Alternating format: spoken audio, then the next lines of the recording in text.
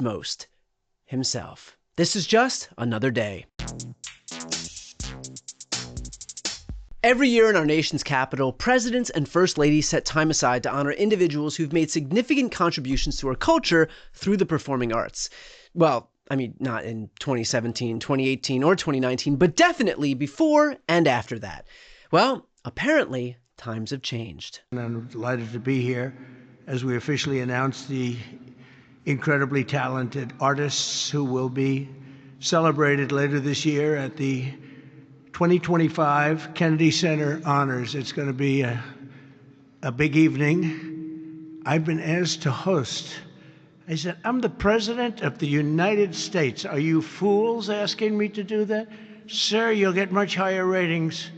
I said, I don't care. I'm President of the United States. I won't do it. Wow, what an impressive conversation that definitely happened. I mean, we all know how much Trump hates exploiting the office of the presidency for something as juvenile as TV ratings, which is why it was so impressive that our president stuck to his guns, told his staff that he had more important matters to attend to, and sadly turned this gig down. And then Susie Wiles said to me, sir, I'd like you to host. I said, okay, Susie, I'll do it. Oh, he is doing it. I'm shocked. And by the way, what a complimentary impression of your Chief of Staff, Susie Wiles, who I'm pretty sure doesn't sound anything like... Okay, yeah, I'm pretty ssure that's exactly what she sounds like.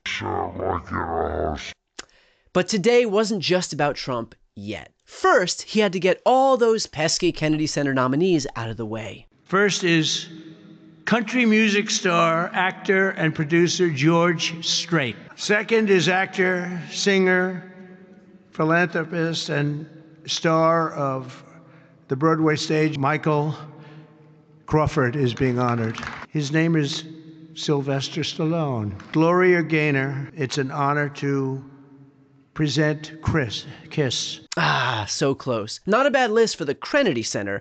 I'm sure a lot of thought and prayer went into it. And not exactly a surprise either that Trump would want to honor the band Kiss, a group whose frontman is almost as obsessed with women and accumulating wealth through shameless marketing as Donald is. But now that the main reason for the entire event is out of the way, Donald Trump felt it only fitting to release his two Vanna Whites and make the rest of the hour about himself. In a few short months since I became chairman of the board at the Kennedy Center, we have completely reversed the decline of this cherished national institution. It was being run down. Money wasn't being spent properly. They were building things they shouldn't have built that nobody wanted instead of taking care of the great gem that it is. You look at the marble, look at the quality of the marble and the things that with a little fix-up and a little work, we can make it unbelievable. Yes, in keeping with the namesake of the Kennedy Center, Trump is living by one of our former president's most famous quotes. Ask not what your country can do for you, ask what you can do to restore the cracks in the marble.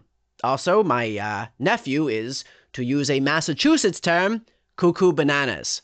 But now, on to more pressing issues. We're going to also fix up a place called Washington, D.C. We're going to make it so beautiful again. We're going to be redoing the parks, redoing the grass. You know, grass is a lifetime like people have a lifetime. We're going to redo the grass with the finest grasses. I know a lot about grass because I own a lot of golf courses, and if you don't have good grass, you're not in business. And hasn't that always been everyone's issue with Washington, D.C.? Not the rampant corruption by this administration, the ineffectiveness of our congressional leaders, or even the wealth disparity throughout the entire town. It's that gosh darn grass. Donald Trump doesn't want to rectify our nation's problems, he just wants to beautify them. We're going to get all brand new, highest level seats, magnificent seats, and it's going to be all new. We could have taken the existing ones and do a little paint job, a little fabric, but it's not the same thing. Well, that is great news, especially for all those folks who live inside of Trump's ass. At least for their benefit, he'll be sitting on something new and comfortable. But as Trump stated just a few days ago, he is determined to clean up the streets of D.C. And I mean the literal streets. You fix up the curbs. You get rid of the medians in this town are just horrible. Wow, Trump doesn't just hate the media, he hates the medians, which is quite surprising for a guy whose entire political career has been marked by dividing our country. But look, Donald Trump hears the critics. He knows that all of his valiant efforts to solve America's problems will never be accepted with open arms by everyone. Already they're saying, he's a dictator. The place is going to hell, and we've got to stop it. So instead of saying he's a dictator, they should say, we're going to join him and make Washington safe. And where would anybody get this crazy notion that Donald Trump is a dictator other than by listening to the exact words that fell out of his face in this exact same speech? Don't forget, in the border, everyone said it would take years and you'd have to go back to Congress. I never went to Congress for anything. I just said, close the border. And they closed the border. And that was the end of it. I didn't go back to Congress. Yep, nothing like a guy bragging about usurping the authority of another branch of government to really quell all those dictator accusations. But putting aside our definite march toward autocracy for just a moment, today was a stark reminder of what Donald Trump is truly passionate about: entertainment. He loves the show, the facade, the appearance of quality.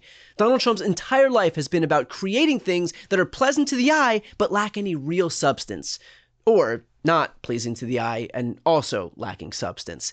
The buildings, the awards shows, the golden footwear, Trump is obsessed with creating the optics of success. But that's very different from achieving actual results. Moving homeless people out of Washington, D.C.'s parks doesn't solve the homelessness crisis in America any more than firing the person who gave Trump accurate but disappointing jobs numbers solves the chaotic downturn in our economy.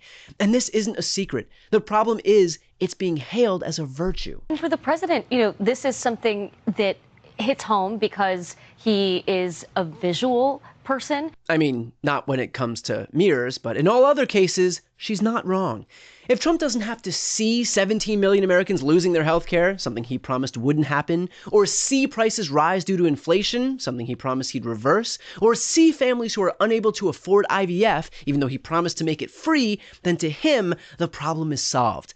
The thing is, governance is not about the visuals. It's about genuine results and accountability for your decisions. And when you lack the ability to achieve those things, you cover up your incompetence with shiny objects in an effort to distract people. I mean, who has time to care about our commander-in-chief turning the National Guard into his personal police force when there's brand new concrete in the Rose Garden?